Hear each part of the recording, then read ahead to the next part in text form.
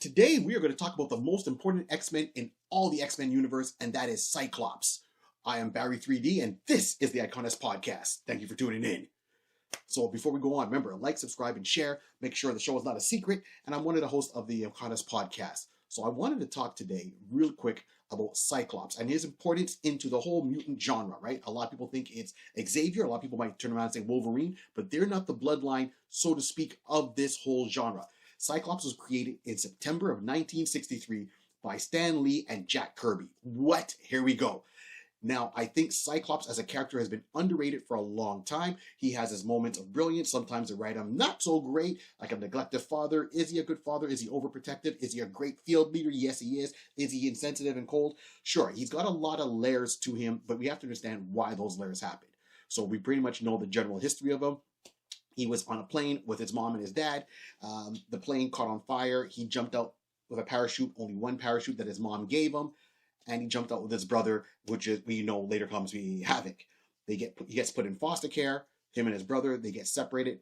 So Scott never really seems to get adopted. His brother gets adopted. He's a little bit younger, goes with a foster family. There we go. Here's what blows my mind with Cyclops. Cyclops, if you look through his whole history, has been manipulated, has been hunted, has been a lot of stuff behind the scenes, and everyone wants to seem to get a hold of Cyclops. And I don't think this has ever really been properly explored in the Marvel Universe. I'm talking in the comic books, even the movies, forget the movies. We're just talking the comic books right now. It's never been properly explored. What I mean by that is we always have all these projects by Marvel. What's the next big blockbuster comic book crossover event for the summer? And I think for an X-Men book, they should forget some of the storylines that got going on and let's get a little bit back to basics. And for me, I would like to see a full crossover X-Men intertwined story dealing with Cyclops and a lot of the little nuggets they drop over time. So why is Cyclops so important? Well, I mean, everyone says, well, he's the leader of the X-Men. He's got the optic beams, but let's look into that. He's had trauma. He's had abandonment issues. He's had to overcome things. He's had manipulation in his life. So why is Scott Summers, like literally the Summers bloodline, seems to be the one that stands the test of time in the X-Men books, right? We know he has his brother, which turns out to be Havoc. They got a younger brother that was introduced years later, which is Vulcan, who was born in outer space. You find out that his mom gave birth to him before she was killed, so the story's got retconned a little bit to include him. I'm cool with that. We know that Corsair, leader of the Starjammers, is his father. That is cool. That plane didn't catch on fire. It was actually shot down by Shi'ar scout ship, and they were trying to keep their presence on Earth undetected. Okay. But Mr. Sinister, why is Mr. Sinister so keen on trying to find out and get blood samples from Scott and Jean Grey almost to make this Messiah perfect being? And of course, you know, we've had Jean Grey. We've had Madeline Pryor. We've had one in an alternate future give birth to Rachel Summers. And then, of course, we have Nathan Dayspring, also known as Nathan Summers, who is Cable. It had to be transported in the future, infected by the technovirus. We get in Strife.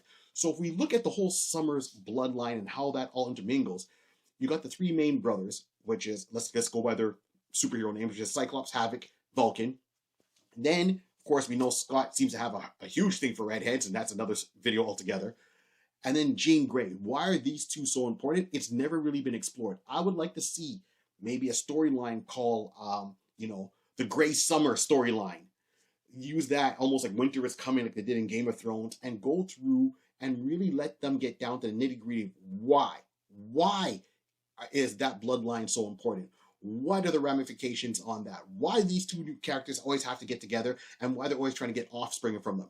Henceforth, Nathan, Rachel, Strife, as it goes on. And we know there's other ones you had Adam X at one point who turned around and showed up and he's another descendant there. So, you have Jean Grey, you have Madeline Pryor. Regardless of what it is, I would love to see a storyline that gets right down. And I know they talked on it, but I really want to see it from Cyclops' perspective, to see him overcome some of that trauma, see him overcome why he's the way he is. Sometimes you like him, sometimes you don't. Maybe mend relationships. I know broken relationships make for great storylines in the Marvel Universe, but I think it would be nice to see the family fully united And let's break down some of those walls instead of putting more walls up between the characters. So every time they're in the room, it's this awkward silence, awkward pause. I didn't know he was my son. I didn't know that was my father. Come on, your dad has a spaceship. Your son comes from the future, but he's older than you. But he's also a rebel leader. So I would like to see the Summers family with the Gray family fully united to take on Mr. Sinister and Apocalypse. Call it the all-out battle. Oh yeah, no Wolverine. Wolverine doesn't need to be in there. He just confuses the mix. Okay, cool. So that's what it is. And if you look at their power levels, Scott, optic beams fueled by cosmic radiation.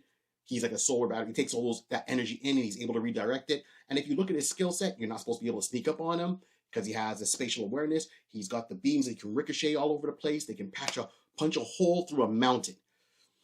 Can he use his powers just through his eyes, or will they expand it maybe through other parts of his body, right? Like his hands or so forth. We see how he can come across. He looks so cool when you see his fighting moves in X-Men versus the Capcom universe, or X-Men versus Marvel, or how that fighting game comes down. Havoc, look at his brother Havoc, who has that amazing power, and he puts out those rays. And then you look at their brother Vulcan. He literally can fly through space. So does Scott have untapped potential?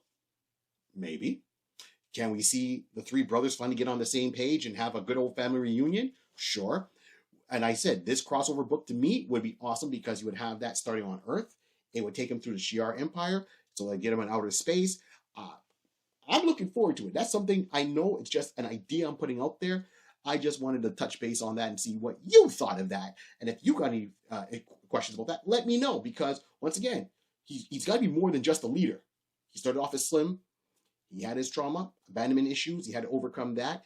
Parenting issues. He's got to overcome that. And then he's still got to be the leader of the X-Men. And he's almost taken on the ideology of Charles Xavier. But then he had to break away from under Charles' shadow. So this is why I think Cyclops has been underrated in the Marvel Universe for so many years. And I think we need a good, solid storyline besides him being known as the husband of Jean Grey or Phoenix. Or he's fighting Wolverine for his girl. And it's funny that she always gets tempted by Wolverine. But no, let's just kind of bring it back to basics and let's have that and show how important he is and why he is, and see how Sinister over the years in the background manipulated certain situations where he was in the foster care, testing on him, and caused some of that trauma. So finally, to make the full circle come around and close the loop, that would be interesting. Let me know. This has been the iConis podcast. And as I said, this whole world was started by a pencil, a piece of paper, and lots of imagination. Let's go!